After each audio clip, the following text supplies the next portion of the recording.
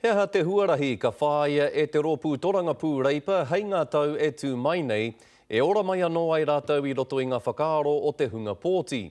I tā rātou hui tuatahi I taupō a Henarangi Goodman. He aha rā tā te kāhui Torangapū o te rōpū Reipa. E puta ai te motu I roto o ngā tini taumahatanga, kua roa nei e whakaike ana ki runga I te marea. There's going to be some changes around Labor as we go forward. We're not getting down into the policies right now, but we're looking at where we are, how do we move forward. Whakatōpū I a mātou anō, te whakatairanga I etahi kaupapa. E mōhio ai a tōna wā te marea, neke whakamua ana mātou te rōpū Reipa. Ka tika hoki he wānui tēnei, arā hei whakatena I ona mema, kia kaua e noho ngoi kore.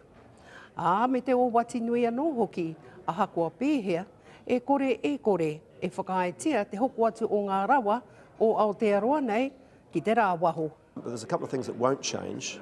One is that we are an effective opposition and we're going to be holding the government to account.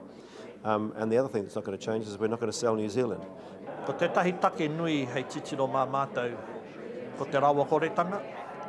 Tuarua, me pēhea rānei ngā kai Torangapū o te rōpū Reipa e whakakaha I ngā umanga, I ngā tāngata whaipākihi ki te whakatupu mahi.